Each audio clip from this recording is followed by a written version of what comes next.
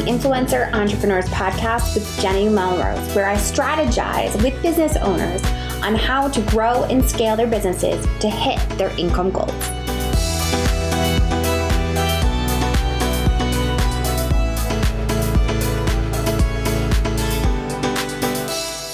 This is episode 333 of the Influencer Entrepreneurs Podcast with Jenny Melrose.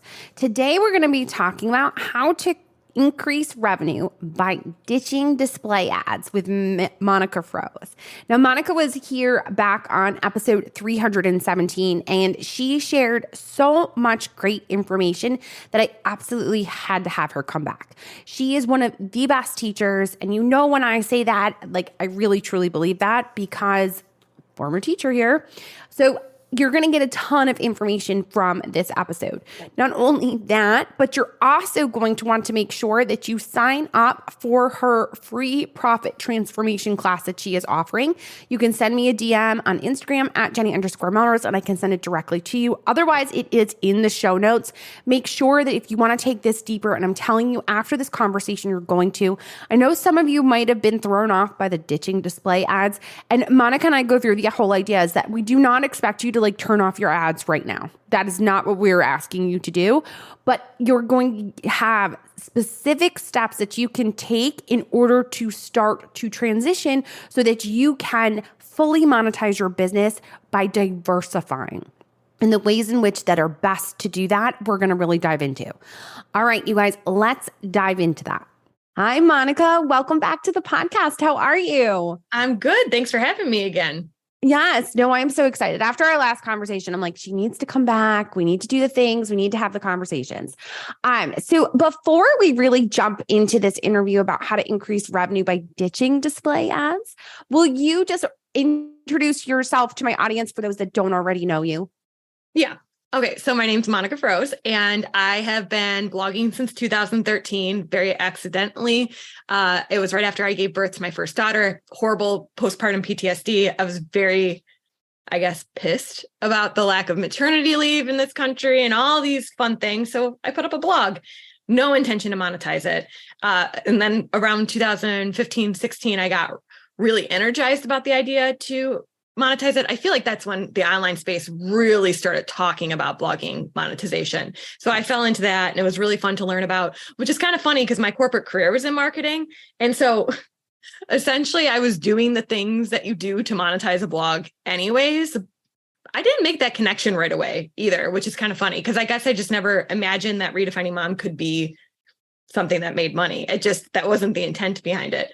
But that quickly, turned into something. And then I quit my corporate job in 2016, some windy roads. But now, essentially, we've arrived at a place where I've launched well over 100 digital products at this point. I have a big digital product shop called The Empowered Shop. And under the brand Empowered Business, I help other small businesses basically develop their own profitable digital products.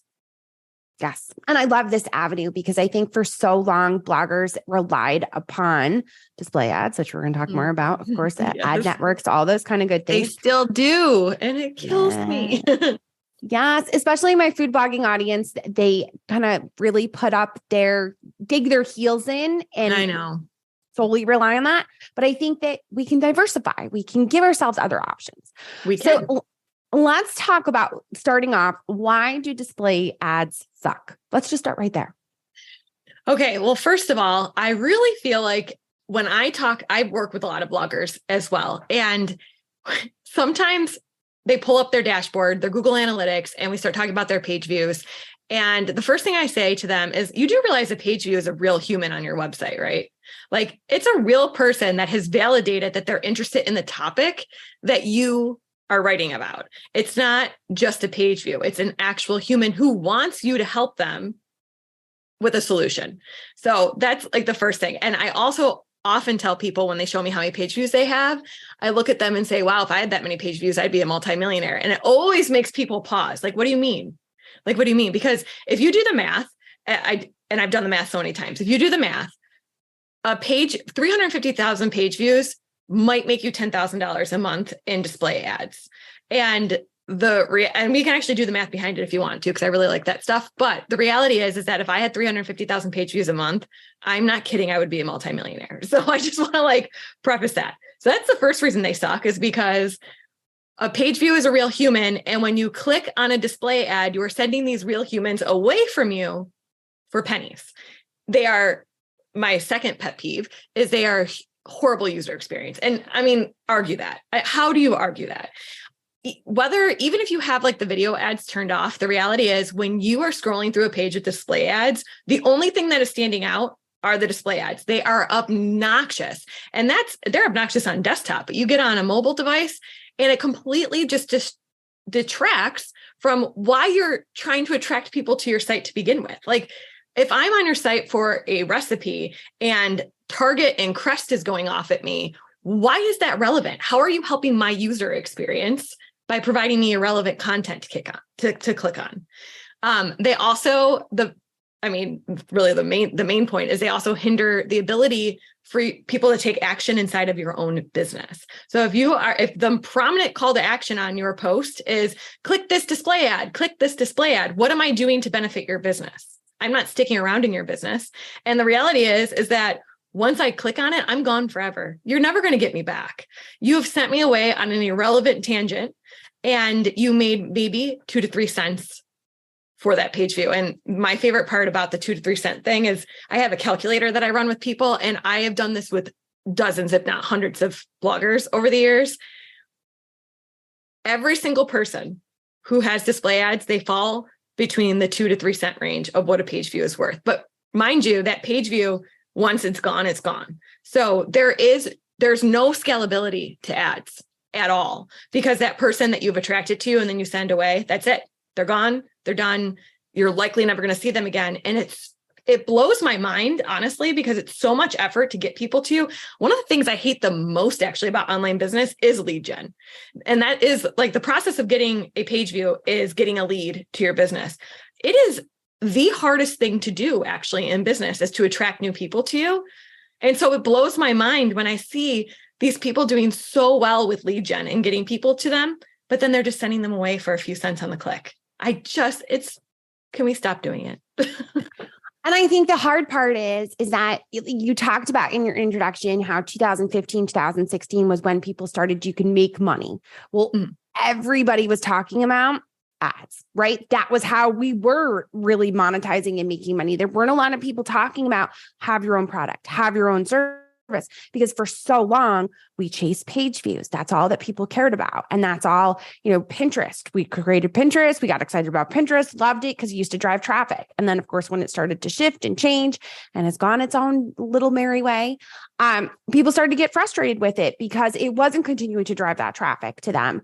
But like you're saying, if we have our own product or service, it changes the game. It doesn't make it so that you have to rely upon those ads that are just continually, like you said, driving people to go away and not come back.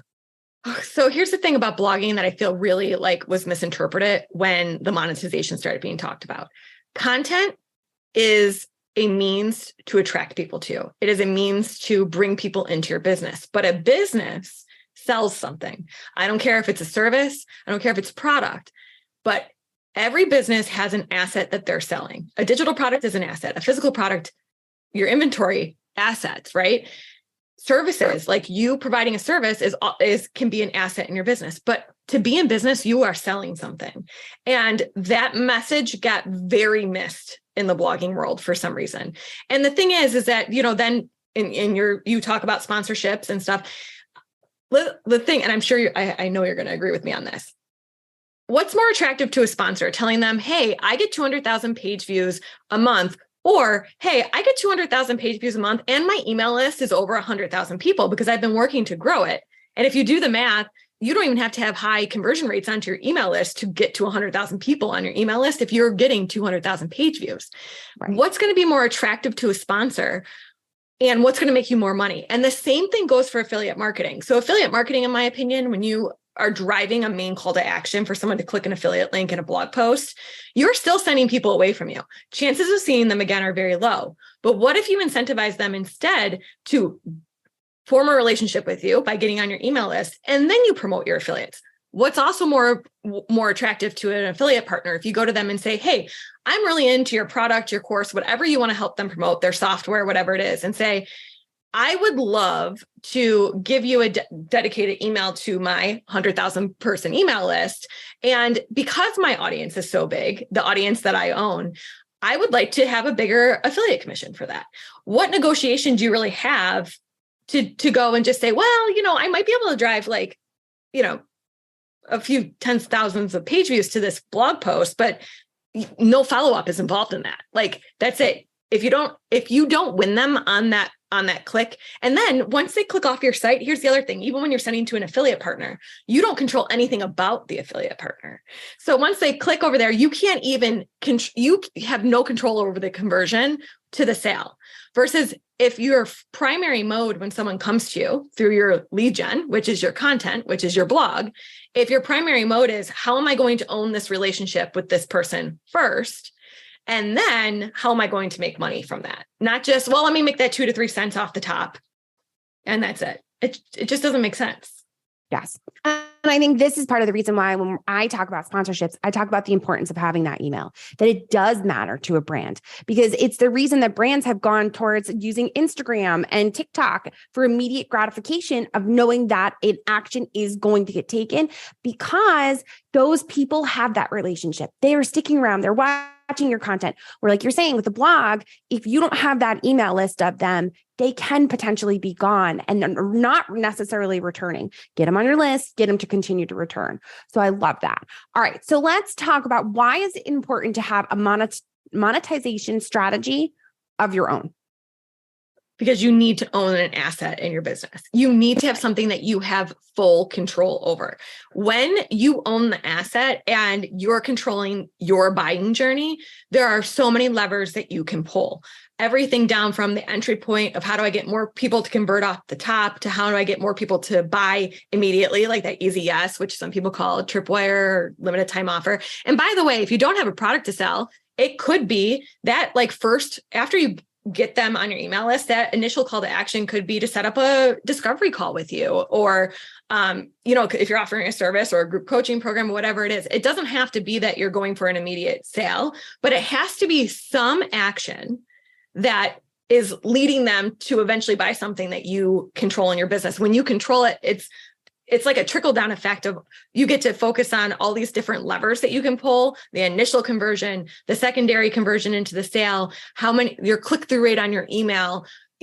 Like, the opportunities are just endless when you control the monetization stream, your primary monetization stream. Honestly, I firmly believe that your primary monetization in your business should be something that you own and control that whole buying journey on.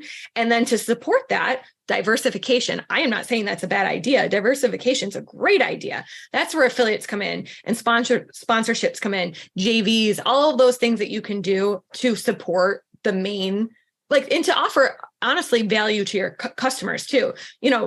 Like, I can't solve every issue that my customer has, or even around the topic of whatever your niche is. You're not going to be the one-stop shop for everything in your niche. Like, nobody is. Like, there's an area of expertise that you will hold where your main product or service will serve. And then you can go out and form these relationships to better supplement, and additional revenue stream. So it's like an ecosystem that you're creating, but you cannot create an ecosystem if you don't own the customer relationship.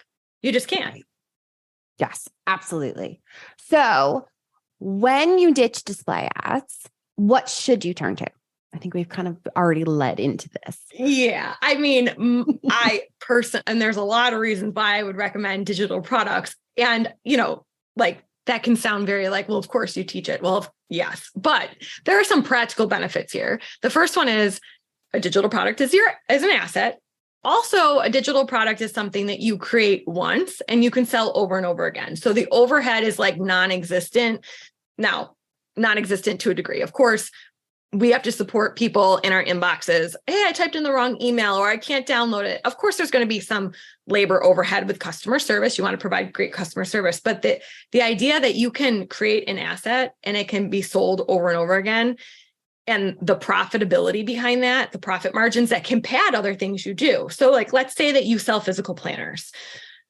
those are going to have pretty low profit margins. You're going to have to sell quite a bit to make a decent profit. But what if you layered on a digital service, a digital product to that, the download version to it? What if you offered like a goal planning workshop that you host it once a year, but hey, you put it on Evergreen and it can be sold year round, and you do different pushes. Like I have a goal planning workshop. We do a push at the end of every quarter. It's like goal planning is not just for December or January. Okay. It's every quarter. It can be every month. There's always a reason. So really digital products, I mean, you can pair them with physical products, with services, with all of these things, but it's a great way to initially pad your profit. Yes, I love that. So now when we're looking at this, what is the first step when adding digital products to your business? Because I think we like to skip steps, especially bloggers. You know why I really love working with bloggers? Because going back to one of the things I already said, which is the hardest part of business is actually attracting people to you. Mm-hmm. And bloggers, I want you all to hear me because you are amazing and you already know how to do that. You have taken a big chunk out of the number one problem that most businesses, brick and mortar, online businesses, every business out there, you know how to get people to you. And since you know how to get people to you, you are already a leg up. Like my program that teaches digital, like the A to Z of creating digital products. The first thing that I start with, if you're a newbie, is I have to start with, what's even your niche? What problem do you solve? You're just like, there's like nothing, you don't have any foundation. A blogger has such a foundation because they have real humans already coming to them. And because of that, even if they don't already have an email list, so they can't go and ask the people, because if you do have an email list, the first thing you should do is you should start with asking them. And don't just like give open-ended questions either. If you're going to send a survey, rein them in with a few ideas, because people are much more likely to respond to you. And if I do actually think, I usually ask two questions in a survey. So this is if you have an existing email list. One, give them like 4 options of things that you think you could create for them that would help solve their problem. Because a digital product is a solution to a problem. People came to your website because they had a problem. That's why they landed on your content. And if they got onto your email list, it's because they want to hear more about solutions to this problem. So narrow it down to 4. And then from there, give them an open-ended question that's not mandatory. You'd be surprised how many people will fill it in if it's not mandatory. But if they go to a survey and they're forced to freeform, right, they will click off of it because people automatically are like, I don't have time for this. Okay. Right. That's if you have an email list. Let's say you're a blogger who's like, well, I just didn't see the importance of this. And yes, I do have a lot of page views. Well, let's hone in on what the topic is. Like most bloggers I've worked with, I think this is pretty across the board. There's like 3 to 5 blog posts that drive the majority of their traffic. Right. Yeah. And so those topics are why people are coming to you. So what about those topics? What is the problem that the content you're putting out is solving? Start there. And then I do a thing with reverse engineering. So reverse engineering is good whether you have a topic or you don't have a topic, but because you have a topic already, and peel back. I always say, like, keep peeling back the onion of why someone arrived at that blog post to begin with. What really was the problem that they were looking for a solution to? And then go out and reverse engineer it. For me, that means I like my top reverse engineering is Pinterest, Google, and YouTube. And the reason why is because Pinterest is visual, which elicits because when you search on Pinterest, you're actually getting visual results back to you. So, and those results are actually, the pin is actually demonstrating the solution that you're hoping people will click on. So that will help you see, like, okay, what are people seeing when they're searching this problem that eventually got them to me?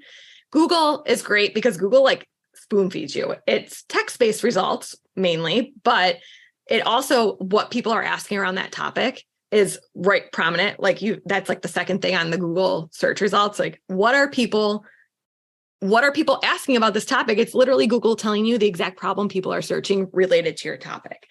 And then YouTube is great because that is the video form of why, and if you have food bloggers, let's say you have like drink mixers, if you go to YouTube is in the business of rising the content of the videos that people are watching. So it's going to give you a really those 3 search engines give you a well-rounded view of the things people are searching in relation to that topic that you already can get traffic from. And from there, I basically lead people through this process of identifying what kind of digital products they can create based on these search results around this topic. And it's really fascinating. I would say like 99% of people come in and say, especially food bloggers. It really is a thing with food bloggers that they don't think they can create digital products. They usually come to me and they're like, there's nothing I can create. It's not going to work. And all the reasons, right? Yep. We do reverse engineering. And then they're like, I have like 100 ideas. And I'm like, oh, do you now? Yes. It's amazing the way that they really dig their heels in when it comes to that. And I get it because I did a lot of food. Like that was the lane that I kind of ran in for the longest time as well. And it was this mentality of just page views, ads, like that's all that you heard as a food blogger. And I think when we pull it back, like you're saying, and like look at where are your people coming, what content are you continually getting people to, grow your list with those people and provide them with one step further, deeper conversations and solutions on that topic, it makes a huge difference. That's when we see them go, oh, that was easy. I just sold $1,000 worth of products. And yes, it was only a $9.99 product, because that's, I think, what they get caught up on. They think, well, it's only $9.99. Well, your page view was 2 or 3 cents. So yeah, exactly. And okay, so here's the thing. I have like a calculator that I run through this with people that I work with one-on-one. And it's fascinating because even with very low conversion rates to a low digital product on the initial sale, you can double that almost consistently. We can double the 2 to 3 cents. So then the first time visitor becomes worth 6 to 7 cents. But the thing is I'm always telling people, so not only off the top are they worth double than they were, now you have the ability to continually communicate with them, which you didn't have with display ads. It is really a no-brainer to switch the mentality. And the thing is that I know how scary it is, especially when someone's in like the $3,000 to $6,000 range of earning from display ads. I would never look at anyone and be like, oh yeah, no, just turn that off tomorrow. That's ridiculous. But what I would say is I would go one post at a time, optimize one post at a time. And you really do have to dial it in for the conversion onto your email list, and then turn display ads off just to that piece of content for 30 days and see what happens. This is how it's a risk mitigation strategy. Because I get that very few bloggers are willing to just turn it off and be like, okay, you have to put things in place for that to happen. It's not like people are just going to convert to your email list overnight. You have to put some legwork into that. And so I was telling one blog post at a time, and I've had very few people that followed that. And we go through systematic things like I make you turn off your sidebar on that. Sidebars are a huge distraction, and ad companies only want them on because it's another place to put another shiny, flashy ad to distract. Right. But if I land on your blog post, I really don't care who you are yet. I don't need your picture with hi, I'm this person. And by the way, people also put opt-ins in their sidebar, which usually are not related to the content in that blog post. And now you're giving them multiple calls to action. So turn the sidebar off. Keep your menu very limited. Your menu is also a distraction. Yes. There's tons. I even turn off social. Actually, I think I have to still do this on my main site right now. Or maybe I don't even have it on my main site. I don't know. I have too many websites. But the share buttons on the top. Okay. Can we just talk about that?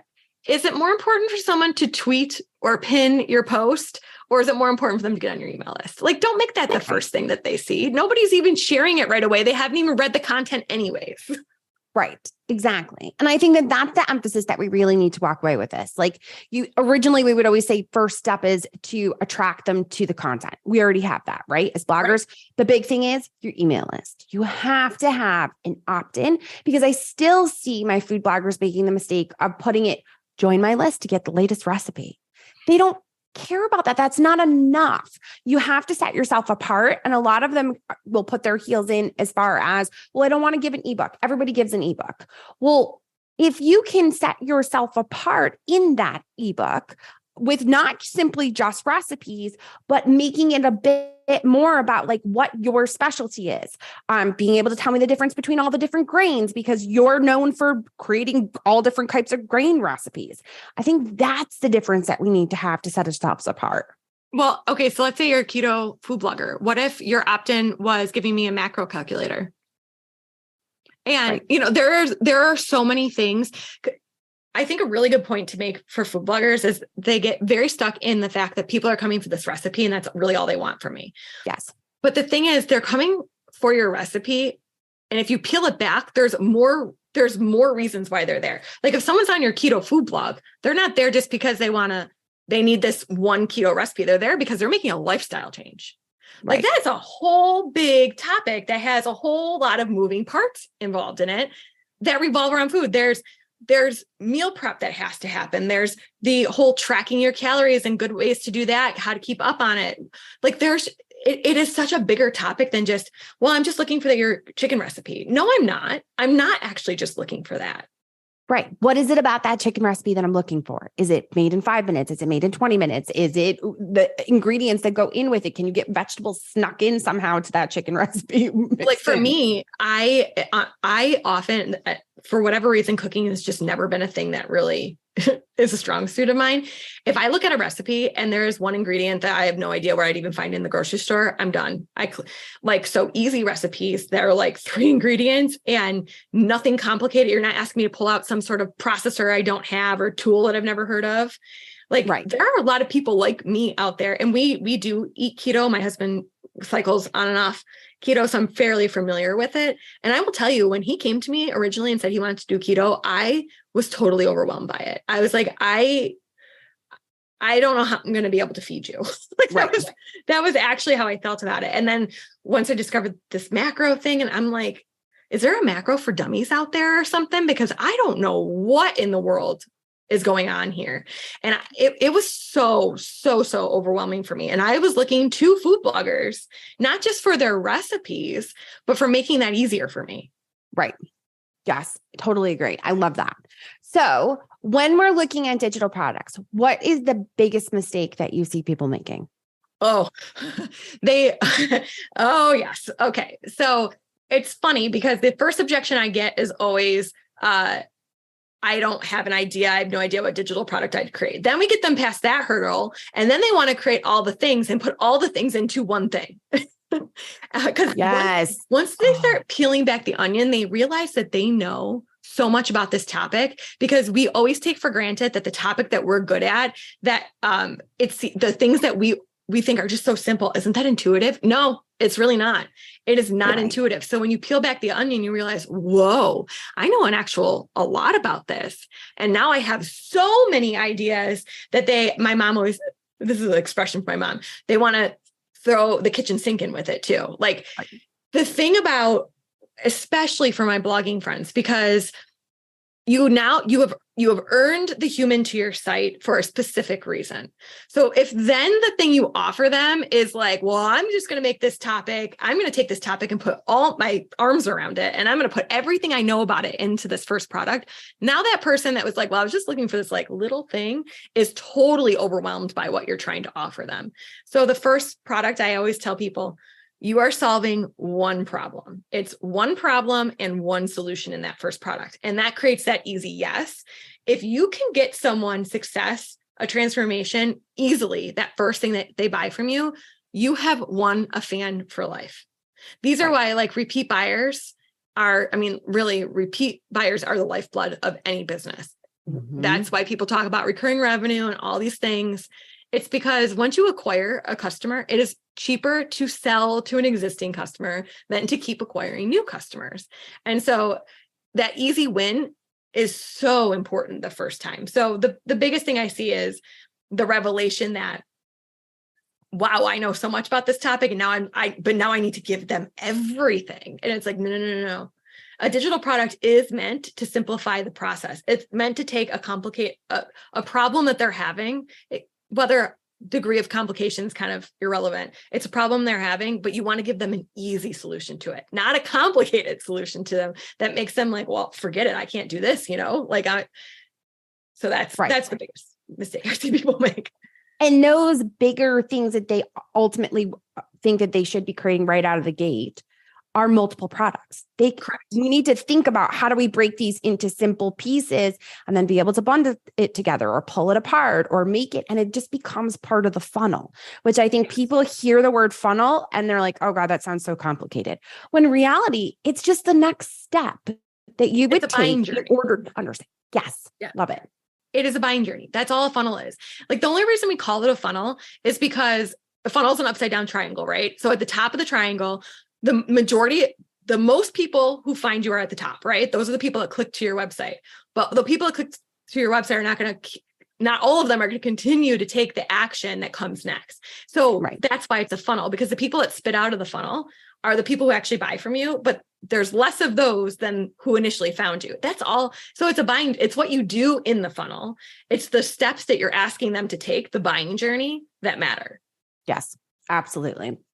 And that is literally only emails. I think that's part of it too. It's like, oh, I need this software and that software that's going to do this and time it. And it's just an email. You just send another email that kind of offers them the next step to continue to work with you or buy your next product or whatever it might be.